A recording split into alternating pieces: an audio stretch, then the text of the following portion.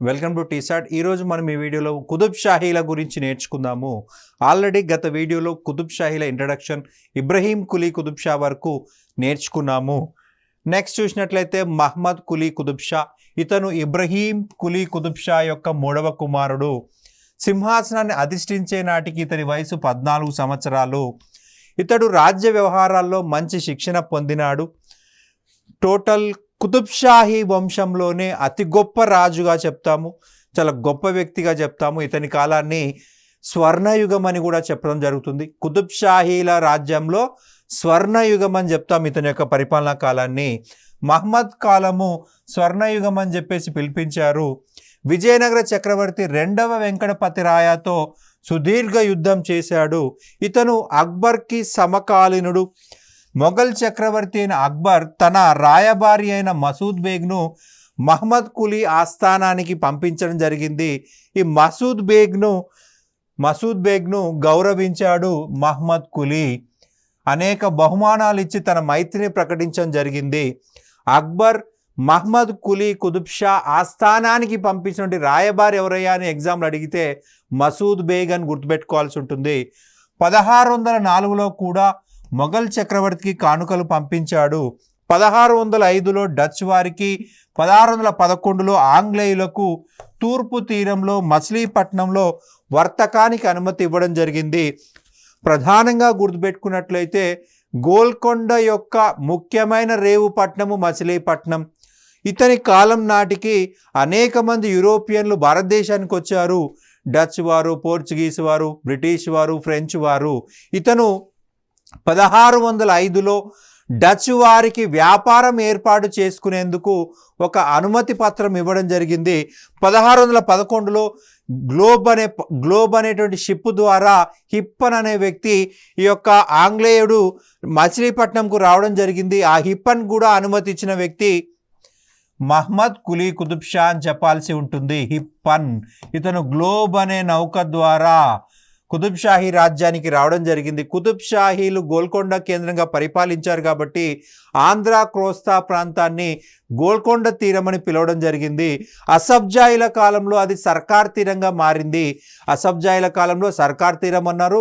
గోల్కొండ రాజుల కాలంలో లేదంటే ఈ కుతుబ్ షాహీల కాలంలో గోల్కొండ తీరం అన్నారు. ఆంధ్ర కోస్తా ప్రాంతాన్ని గోల్కొండ తీరం అన్నారు.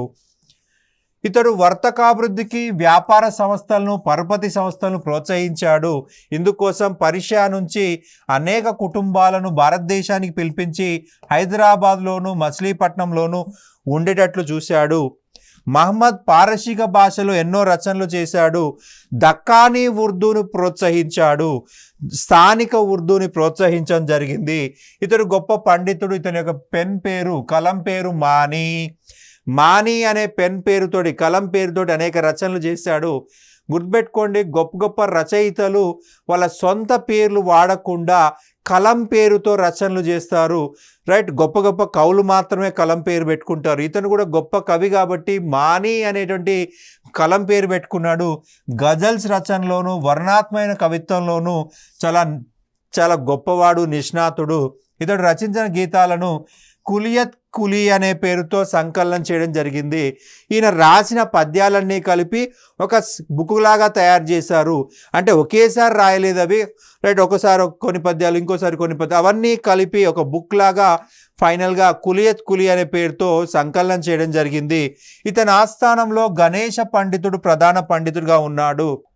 తెలుగువారికి అత్యంత ప్రాధాన్యత ఇచ్చారు, స్థానికులకు అత్యంత ప్రాధాన్యత ఇచ్చారు. అందుకే వీళ్ళని ఆంధ్ర సుల్తాన్లు అంటున్నాము. బ్రాహ్మణులు అత్యధికులు కుతుబ్ షాహీల ఆస్థానంలో ఉన్నాడు. బెస్ట్ ఎగ్జాంపుల్ అంటే గణేశ పండితుడు.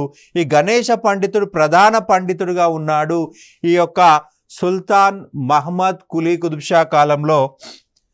ఇతని ఆస్థానంలో సారంగు తమ్మయ్య అనే తెలుగు కవి వైజయంతి విలాసం అనే గ్రంథాన్ని రాయడం జరిగింది.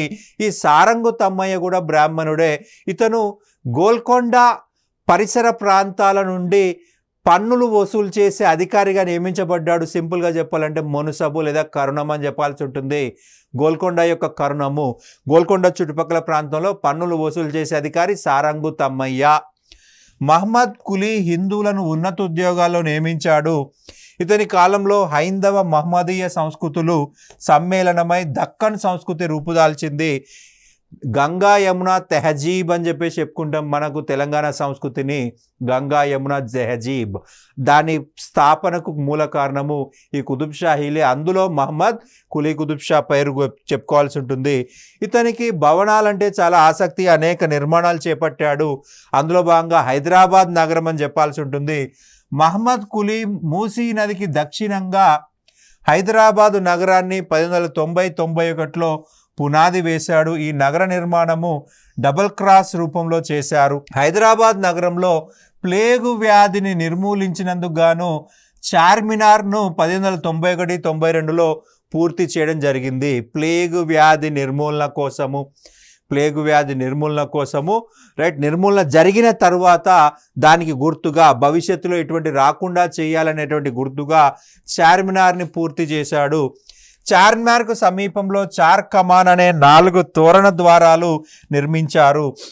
మహమ్మద్ కులీ యొక్క ఇతర నిర్మాణాలు చూసినట్లయితే జామా మసీద్ 1597, దారుల్ షిఫా వైద్య కళాశాల చికిత్సాలయము 1595-96, సైదాబాద్ మసీదు 1605, మీర్పేట మసీదు 1610, దాద్ మహల్ న్యాయస్థానము ఇవన్నీ కూడా మహమ్మద్ కులీ కుతుబ్ షానే నిర్మించాడు. జామా మసీదు 1597, దారుల్ షిఫా వైద్య కళాశాల మనకి యునానీ వైద్యం అని గుర్తుపెట్టుకోవాలి. ఇది మన భారతీయ వైద్యం కాదు, మధ్యాసియా ప్రాంతానికి చెందిన వైద్యము, యునానీ వైద్యము. రైట్, ఈ వైద్యాన్ని మన తెలంగాణ ప్రాంతంలో ప్రవేశపెట్టడం జరిగింది. సైదాబాద్ మసీదు 1605, మీర్పేట మసీదు 1610, దాద్ మహల్ న్యాయస్థానము. సుల్తాన్ మహమ్మద్ కుతుబ్ షా ఇతడు మహమ్మద్ కులీ కుతుబ్ షా కుమార్తె అయిన హయత్ బక్షీ బేగం భర్త. హయత్ బక్షీ బేగం ఏకైక కుమార్తె అని చెప్పుకోవాల్సి ఉంటుంది. మహమ్మద్ కులీ కుతుబ్ షాకు పుత్ర సంతానం లేడు. అతనికి ఒకే ఒక కుమార్తె ఉంది, హయత్ బక్షీ బేగం. ఈ హయత్ బక్షీ బేగం యొక్క భర్తనే మహమ్మద్ కుతుబ్ షా. మహమ్మద్ కులీకి పుత్ర సంతానం లేనందువల్ల అతని అల్లుడు మహమ్మద్ కుతుబ్ షా సింహాసనాన్ని అధిష్ఠించాడు. ఇస్లాం మత ప్రకారము రాజుకి పుత్రుడు లేకపోతే అల్లుడు రాజు అవ్వచ్చు. సో ఇక్కడ అల్లుడు ఉన్నాడు కాబట్టి అల్లుడు మహమ్మద్ కుతుబ్ షా రాజయ్యాడు. పారసీక చక్రవర్తి 2వ షా అబ్బాస్ ఇతనికి అభినందనలు తెలుపుతూ తన రాయబారినటువంటి మీర్ జైనుల్ అబదిన్ను 1614లో హైదరాబాద్ పంపించాడు. మొఘల్ చక్రవర్తి జహంగీర్ రాయబారి అయిన మీర్ మక్కీ గోల్కొండను దర్శించగా సుల్తాన్ విలువైన బహుమతులు పంపించాడు. తన తండ్రిపై తిరుగుబాటు చేసిన షాజహాన్కు తన రాజ్యం గుండా బెంగాల్ పోవడానికి మహమ్మద్ కుతుబ్ షా అనుమతి ఇచ్చాడని ఇక్బాల్ నామా జహంగీరిలో పేర్కొనడం జరిగింది. షాజహాన్ ఈ యొక్క జహంగీర్కి వ్యతిరేకంగా తిరుగుబాటు చేసినప్పుడు బెంగాల్ పోవడానికి తన రాజ్యం గుండా అనుమతి ఇచ్చిన రాజెవరయ్యా అంటే మహమ్మద్ కుతుబ్ షా. ఇతని పేరులో కులీ ఉండదండి. మహమ్మద్ కులీ కుతుబ్ షా వచ్చేసి మహమ్మద్ కులీ కుతుబ్ షా అల్లుడు మహమ్మద్ కుతుబ్ షా. మరి ఇతని పేరులో కులీ లేదు. ఎందుకు లేదంటే ఇతని కులీ బ్లడ్ కాదు, ఇతని అల్లుడు అవుతాడు. సో మనకి సేమ్ ఫ్యామిలీ అయితే కులీ అనే పదం వాడాలి, కానీ ఇతని అల్లుడు కాబట్టి కులీ అనే పదం ఉండదు. ఇతడు హైదరాబాద్ నగరానికి సుల్తాన్ నగరం అని పేరు మార్చడం జరిగింది. ఇతడు మంచి విద్యావంతుడు, కవి. మీర్ మహమ్మద్ మొమిన్ తూనికలు కొలతలపైన రిసాలా మిగ్దారియా అనేటువంటి గ్రంథాన్ని రచించాడు. హకీం తకియుద్దీన్ వైద్య శాస్త్రం పైన మిజానుతో తబాయి కుతుబ్ షాహీ అనేటువంటి గ్రంథాన్ని రచించడం జరిగింది. మిజానుతో తబాయి కుతుబ్ షాహీ గ్రంథాన్ని రచించాడు.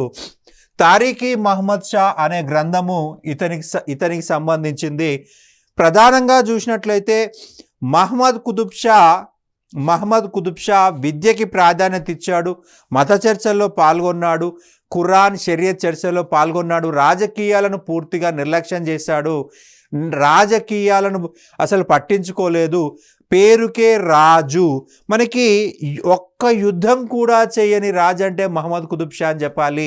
ఇతని అదృష్టం ఏంటంటే ఏ ఇతర రాజులు ఇతనిపైన దండయాత్ర చేయలేదు, ఇతను ఎవరిపైన దండయాత్ర చేయలేదు.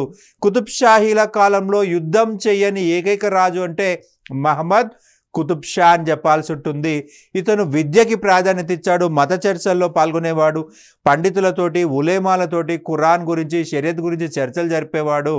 ఇతని కాలంలో అతని భార్య హయత్ బక్షీ బేగమే రాజకీయాలను తన కంట్రోల్లో తీసుకుంది. తన భర్త పట్టించుకోలేదు కాబట్టి హయత్ బక్షీ బేగమే రాజకీయాలను నడిపింది. ఇతనికి భవన నిర్మాణంలో ఆసక్తి ఎక్కువ. ఖైరతాబాద్ మసీదు నిర్మించాడు. ఖైరతాబాద్ మసీదు. తన కుమార్తె పేరు ఖైరున్నిస్సా. ఆ ఖైరున్నిస్సా పేరు మీద ఖైరతాబాద్ మసీదును ఒక అంతఃపురాన్ని నిర్మించాడు. ఖైరున్నిస్సా యొక్క గురువుకి ఈ యొక్క మసీదును దానంగా ఇవ్వడం జరిగింది. ఈ మసీదు చుట్టూ డెవలప్ అయిన నగరమే ఖైరతాబాద్ నగరం అని గుర్తుంచుకోవాలి. 4 అంతస్తులు గల అమ్మాన్ భవనాన్ని ఇతడు నిర్మించాడు. అది తర్వాత కాలంలో న్యాయస్థానంగా మార్చబడింది. ఇలాహీ మహల్, మహ్మద్ మహల్, హైదరీ మహల్ అను బాగు చేయించి వాటిని మార్పులు చేశాడు. ఇతడు నబీ బాగ్ను నిర్మించాడు. 1624లో ఈద్గాను నిర్మించాడు. మనకి హైదరాబాద్ అనగానే టక్కున గుర్తొచ్చేది చార్మినార్. చార్మినార్ పక్కనే ఉన్నటువంటి మక్కా మసీదు నిర్మాణానికి పునాదులు వేసిన వ్యక్తి మహమ్మద్ కుతుబ్ షా అని చెప్పాల్సి ఉంటుంది. మక్కా నుండి మట్టి తీసుకురావడం జరిగింది. అలాగే మహమ్మద్ ప్రవక్త యొక్క వెంట్రుకలు కూడా తీసుకొచ్చి ఇందులో కలపడం జరిగింది. అందుకే దీనికి మక్కా మసీద్ అనే పేరు వచ్చింది. ప్రారంభించింది మహమ్మద్ కుతుబ్ షా అయితే పూర్తి చేసింది ఔరంగజేబ్ అని చెప్పాల్సి ఉంటుంది. ఔరంగజేబ్ హైదరాబాదును సందర్శించిన ఫ్రెంచ్ నగల వ్యాపారి టావెర్నియర్ మక్కా మసీదును భారతదేశ గొప్ప నిర్మాణాల్లో ఒకటి అని ప్రశంసించడం జరిగింది. మక్కా మసీదు నిర్మాణంలో 2000 మంది రాళ్ళు చెక్కేవారు, 2000 మంది తాపీ మేస్త్రీలు, 4000 మంది కూలీలు సంవత్సరాల తరబడి పనిచేశారని తెలుస్తూ ఉంది. వీళ్ళంతా కూడా శంషాబాద్ కార్వీ నుంచి రాళ్లను కొట్టి ఈ యొక్క మక్కా ప్రాంతానికి తరలించారని, అయితే 100 ఎద్దులను ఒక ఎద్దుల బండి గట్టి ఆ బండరాలను మోసుకొచ్చేవారని ఈ యొక్క టావెర్నియర్ రాయడం జరిగింది. 100 ఎద్దుల బండ్లు కూడా చాలా కష్టంగా 100 ఎడ్లు కూడా చాలా కష్టంగా ఈ రాళ్లను మోసుకొచ్చేవి. ఒక వ్యక్తి ఇద్దరు వ్యక్తులు ఈ రాళ్లను మోయలేనంత బరువున్న రాళ్ళని ఈ నిర్మాణంలో వాడారని టావెర్నియర్ చెప్పడం జరిగింది. నెక్స్ట్ చూసినట్లయితే అబ్దుల్లా కుతుబ్ షా మహమ్మద్ కుతుబ్ షా యొక్క కుమారుడు. 1626 నుండి 1672 వరకు సుదీర్ఘంగా పరిపాలించాడు. ఇతడు మహమ్మద్ కుతుబ్ షా కుమారుడు. ఇతని వయసు ఎంతయ్యా అంటే రాజయ్యే నాటికి 12 సంవత్సరాలు మాత్రమే. 12 సంవత్సరాల వయసులో తన తండ్రి మరణించాడు. సో ఇతను రాజు కావడం జరిగింది. తల్లి హయత్ బక్షీ బేగమే సంరక్షకురాలుగా పరిపాలన చేసింది. మనకి ఈ యొక్క మహిళ గురించి చూసినట్లయితే హయత్ బక్షీ బేగం తన తండ్రి కాలంలో, మహమ్మద్ కులీ కుతుబ్ షా కాలంలో, తన భర్త కాలంలో, మహమ్మద్ కుతుబ్ షా కాలంలో, తన కుమారుడి కాలంలో అధికారం చెలాయించింది. ఈ ముగ్గురి కాలంలో అత్యంత అధికారం అనుభవించిన మహిళ హయత్ బక్షీ బేగం. తన తండ్రి మహమ్మద్ కులీ కుతుబ్ షా కాలంలో ఈమె మాటే శాసనము. తర్వాత భర్త పూర్తిగా రాజకీయాలను పట్టించుకోలేదు. సో ఈమె నిజమైన రాజైపోయింది. తన కుమారుడు చిన్నపిల్లవాడు కాబట్టి ఈమె సంరక్షకురాలుగా రాజమాతగా ఉంది. సో ఈ ముగ్గురి కాలంలో ఉంది. చాలా గొప్ప చరిత్రని ఆమె నిర్మించిందని చెప్పాల్సి ఉంటుంది. హయత్ బక్షీ బేగం గురించి చెప్పకుండా ఈ కుతుబ్ షాహీలు అనేది పూర్తి కాదు. ఇతని కాలంలో గోల్కొండ రాజ్య పతనం అనేది ప్రారంభమైందని గుర్తుంచుకోవాల్సి ఉంటుంది. 1636లో షాజహాన్ గోల్కొండపై దండయాత్ర చేయగా అబ్దుల్లా ఓడిపోయి మొఘలులతో ఒక ఒప్పందం కుదుర్చుకోవడం జరిగింది. ఒక స్నేహపూర్వక ఒప్పందం కుదుర్చుకోవడం జరిగింది. లొంగితున్నట్టుగా అంగీకరిస్తూ ఇంకియాద్ నామా లేదా విధేయ పత్రం పైన సంతకం చేయడం జరిగింది. సో ఈ సంతకం చేసినప్పుడు మొఘల్ రాయబారి అబ్దుల్ లతీఫ్ అనే వ్యక్తి ఉన్నాడు. ఇతని సమక్షంలో ఈ సంతకం చేయడం జరిగింది. ఈ యొక్క యుద్ధాన్ని నడిపింది ఎవరయ్యా అంటే ఔరంగజేబ్. షాజహాన్ కుమారుడు ఔరంగజేబ్ దాడి చేశాడు. ఔరంగజేబ్ ఓడించడం జరిగింది. ఈ సంధి షరతులు చూసినట్లయితే గోల్కొండ మొఘళ్లకు సామంత రాజ్యంగా ఉండాలి. ఓడిపోయాడు కాబట్టి అంగీకరించాడు. మొఘల్ చక్రవర్తి పేరు మీద గోల్కొండ టంకశాల నుంచి బంగారు వెండి నాణాలు జారీ చేయాలి. టంకశాల అంటే నాణాలు ముద్రించే స్థలము. సో బంగారు నాణాలు, వెండి నాణాలు ముద్రించాలి. సో అంగీకరించాడు. శుక్రవారం ప్రార్థనలో మొఘల్ చక్రవర్తి పేరును ఖచ్చితంగా చదవాల్సి ఉంటుంది. మనకి ఖుత్బా అని చెప్పేసి చెప్తామండి. ఖుత్బా ప్రతి శుక్రవారం కూడా ఖుత్బా చదువుతారు. ప్రేయర్ అయిపోయిన తర్వాత మత పెద్ద ఖుత్బా చదవడం జరుగుతుంది. ఏంటి ఖుత్బా అంటే మొదట అల్లా పేరు చదువుతారు, తర్వాత మహమ్మద్ ప్రవక్త పేరు చదువుతారు, అతని తర్వాత సున్నీ మతస్థులైతే సున్నీ ఖలీఫాల పేర్లు, షియా మతస్థులైతే షియా ఖలీఫాల పేర్లు, ఆ తర్వాత ఆ యొక్క చక్రవర్తి పేరు చదువుతారు. చక్రవర్తి పేరు తర్వాత స్థానిక అధికారి పేరు చదువుతారు. ఇక్కడ మొఘల్ చక్రవర్తి పేరు చదవాలి అని అగ్రిమెంట్ చేసుకున్నారు. సో ఖలీఫాల తర్వాత మొఘల్ చక్రవర్తి పేరు చదివి ఆ తర్వాత అబ్దుల్లా కుతుబ్ షా పేరు చదవాల్సి ఉంటుంది. అంటే ఈ యొక్క షాజహాన్ ఈ యొక్క గోల్కొండకి సార్వభౌముడు అనేటువంటి పదాన్ని వాళ్ళు చదవాల్సిందే అని అగ్రిమెంట్లో రాసుకున్నారు. ఓడిపోయాడు కాబట్టి అంగీకరించడం జరిగింది. సంవత్సరానికి 2.5 లక్షల రూపాయలని కప్పం కింద కట్టాలి. మనకి పన్నులు అంటే అర్థం వచ్చేసి ప్రజలు రాజు కడితే పన్నులు, ఒక రాజు తన పై రాజుకి కడితే కప్పం అని చెప్పేసి పదం వాడతాము. ప్రజల నుంచి రాజుకు వచ్చేది పన్నులు, రైట్. రాజు తన పై సార్వభౌముడికి, సామంత రాజు సార్వభౌముడికి కట్టేదాన్ని కప్పం అని చెప్పేసి చెప్తాము. ఈ 4టిని అంగీకరించాల్సి వచ్చింది. అబ్దుల్లా కుతుబ్ షా యొక్క మీర్ జుమ్లా ఆర్థిక శాఖ మంత్రి మహమ్మద్ సయ్యద్ అర్దిస్తానీ చాలా స్వార్థపరుడు. కుతుబ్ షాహీ రాజ్యంలో అత్యంత అవినీతిపరుడు అని మనకి అడిగినట్లయితే ఇతని పేరు చెప్పాల్సి ఉంటుంది. కుతుబ్ షాహీ రాజ్యంలోనే అత్యంత అవినీతిపరుడు మహమ్మద్ సయ్యద్ అర్దిస్తానీ, అత్యంత స్వార్థపరుడు. యాక్చువల్గా ఇతను ఇరాన్ దేశస్థుడండి. ఇరాన్ దేశంలో ఒక నూనె వ్యాపారి యొక్క కుమారుడు. ఇతను భారతదేశానికి వచ్చేసాడు. ఒక వజ్రాల వ్యాపారి సహాయంతో భారతదేశానికి వచ్చాడు. ఇతను ఈ యొక్క గోల్కొండ రాజ్యంలో చేరాడు. గోల్కొండ రాజ్యం వజ్రాలకు ప్రసిద్ధి. సో ఇతని తెలివితేటలతోటి స్టెప్ బై స్టెప్ ఎదిగి ఆర్థిక మంత్రి స్థాయికి వెళ్ళాడు. ఆర్థిక మంత్రిగా ఎదిగి దొంగ పేర్లతోటి, బినామీ పేర్లతోటి వజ్రాల గనులని ఆయన తవ్వించడం మొదలుపెట్టాడు. ఈ యొక్క మహమ్మద్ సయ్యద్ అర్దిస్తానీ ఇతను ఇరాన్ దేశస్థుడు. దొంగ పేర్లతోటి, బినామీ పేర్లతోటి వజ్రాల గనులని ఆయన కంట్రోల్లో పెట్టుకున్నాడు. తన సొంత ఆస్తులు సంపాదించుకొని సుల్తాన్నే ధిక్కరించేంత తయారయ్యాడు. మనకి డచ్ వారు, ఇటాలియన్స్, బ్రిటిష్ వారితో ఒక బలమైన సైన్యాన్ని ఏర్పాటు చేసుకున్నాడు మహమ్మద్ సయ్యద్ అర్దిస్తానీ. ఇతన్ని అందరూ కూడా మీర్ జుమ్లా అని పిలవడం జరుగుతుంది. కోహినూర్ వజ్రము కొల్లూరు గనిలో లభించింది. ఈ కొల్లూరు గని ఈ యొక్క మహమ్మద్ సయ్యద్ అర్దిస్తానీదే. ఇతను తన బినామీతో కొనిపించాడు కొల్లూరు గనిని. ఎందుకంటే ఇతను మంత్రి కాబట్టి తన పేరు మీద గనులు ఉండకూడదు. యాక్చువల్గా ఈ యొక్క కోహినూర్ వజ్రం యొక్క యజమాని మహమ్మద్ సయ్యద్ అర్దిస్తానీ అని గుర్తుపెట్టుకోవాలి. దొంగ పేర్లతోటి కొల్లూరు వజ్రాల గనులని తనకు నచ్చిన వాడికి ఇప్పించాడు. ఇక్కడ దొరికిన వజ్రమే కోహినూర్ వజ్రము. కోహినూర్ వజ్రం యొక్క అసలు ఓనర్ ఎవరయ్యా అంటే మనకు మహమ్మద్ సయ్యద్ అర్దిస్తానీ. మనకి కొల్లూరు గని అనేది కృష్ణా జిల్లా, కృష్ణా నది సరిహద్దుల్లో ఉంటుందండి. కృష్ణా నది సరిహద్దుల్లో ఆంధ్ర ప్రాంతంలో ఉంటుంది. వీటినే మనం గోల్కొండ గన్లు అని చెప్తాము. మహమ్మద్ సయ్యద్ అర్దిస్తానీ మీర్ జుమ్లా కోహినూర్ వజ్రాన్ని షాజహాన్కు బహుమతిగా ఇచ్చాడు. మరి ఎందుకు ఇచ్చాడయ్యా అంటే ఇతను మహమ్మద్ సయ్యద్ అర్దిస్తానీ యొక్క కుమారుడు అబ్దుల్లా కుతుబ్ షాని అవమానించాడు. సో ఇతన్ని అరెస్ట్ చేసి జైల్లో పెట్టారు. తన కుమారుణ్ణి విడిపించుకోవాలంటే ఒకే ఒక మార్గం ఉంది. షాజహాన్ ముందు తనకి ఏదో ఒక బహుమతి ఇచ్చి తన కుమారుని విడిపించుకోవాలనుకున్నాడు. అబ్దుల్లా కుతుబ్ షా అబ్దుల్లా కుతుబ్ షా నుంచి తన కొడుకును విడిపించుకోవాలి అంటే తనకంటే పై అధికారిని కలవాలి. ఇతనికి అబ్దుల్లా కుతుబ్ షా కంటే పైన మనకు షాజహాన్ ఉన్నాడు కాబట్టి తన కుమారుణ్ణి విడిపించుకోవడం కోసం కోహినూర్ వజ్రాన్ని షాజహాన్కు బహుమతిగా ఇచ్చాడు. సో ఔరంగజేబ్ దక్షిణ భారతదేశంపై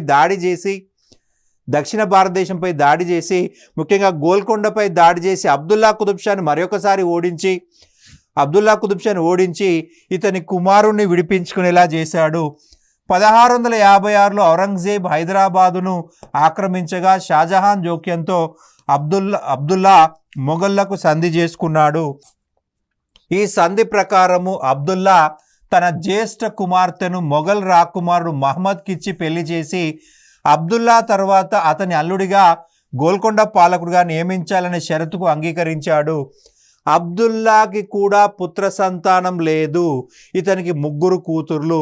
సో పెద్ద కుమార్తెకు ఔరంగజేబ్ యొక్క పెద్ద కొడుక్కి ఇచ్చి పెళ్లి చేసి అతన్ని అబ్దుల్లా తర్వాత గోల్కొండకు రాజుగా చేయాలని షరతు పెట్టడం జరిగింది. ఓడిపోయాడు కాబట్టి అంగీకరించాడు. అవిధేయంగా ప్రవర్తిస్తున్న యూరోపియన్లను కంపెనీలను అదుపులో ఉంచడానికి అబ్దుల్లా కర్ణాటక రాష్ట్ర పాలకుడైన రజాక్ కులీ నెక్కం ఖాన్ను నియమించాడు. కర్ణాటక రాష్ట్ర పాలకుడు రజాక్ కులీ నెక్కం ఖాన్ మనకి ఇతనిని యూరోపియన్లని అదుపులో పెట్టడం కోసము నియమించడం జరిగింది. నెక్కం ఖాన్ యూరోపియన్ కంపెనీలను అదుపులో పెట్టినాడు.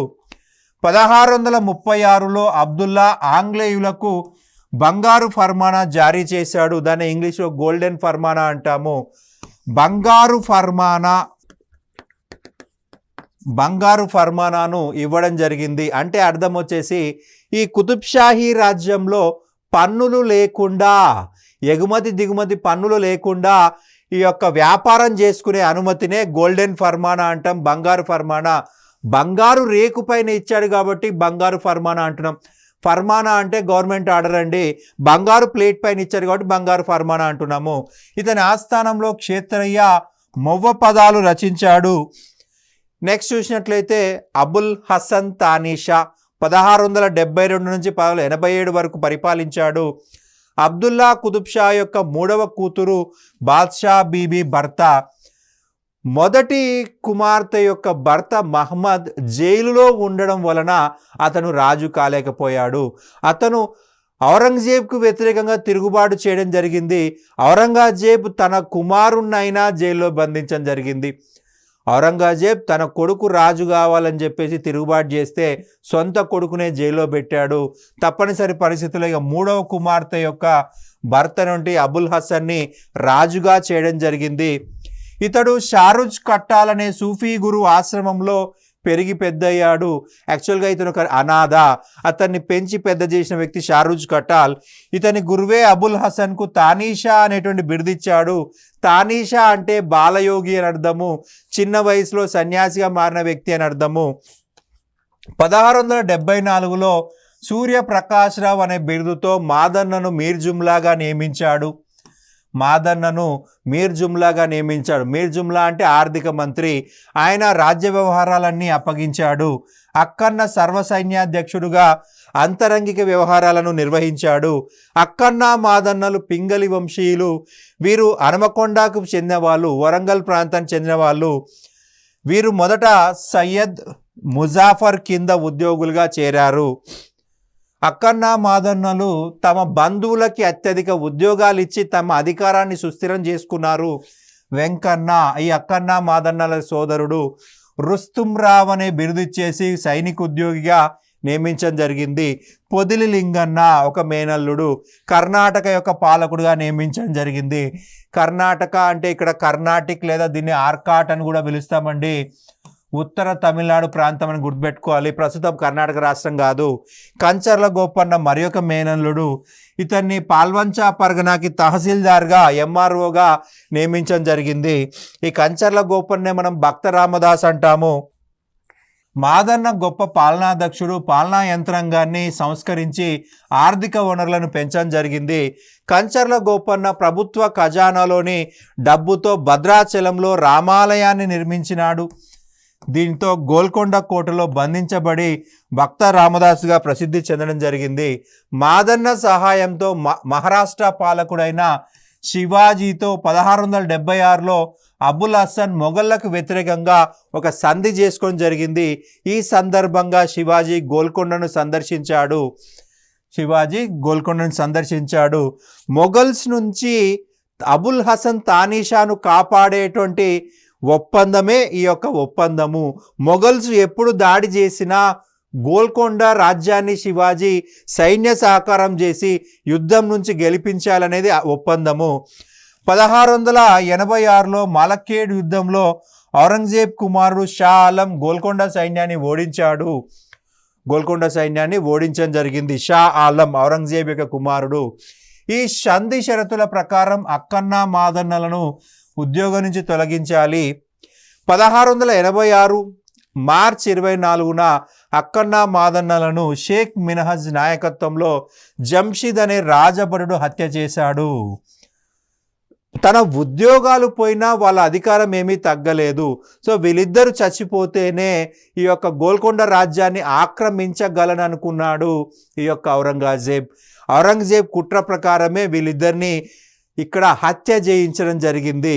అక్కన్న మాదన్నలను ఉద్యోగం నుంచి తొలగించినా వాళ్ళ అధికారాన్ని తగ్గించలేకపోయాడు. సో ఈ షేక్ మినహజ్ సహాయంతో జంషీద్ అనేటువంటి సైనికుడు హత్య చేశాడు. 1687లో ఔరంగజేబ్ గోల్కొండ కోటపై ముట్టడి ప్రారంభించాడు.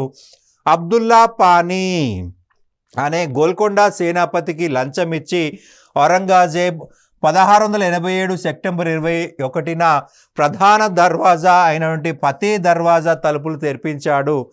ఔరంగజేబ్ 1687లో మొదటిసారిగా దాడి చేసినప్పుడు దాదాపు 6-7 నెలలు పట్టిందండి. 6-7 నెలలైనా ఆయన ఏం సాధించలేకపోయాడు. మొదట సైనికాధికారులు పంపిస్తే వాళ్ళు ఓడిపోయారు. 7 నెలలైనా గోల్కొండ కోట గోడ కూడా ఓపెన్ చేయలేకపోయిన పరిస్థితి.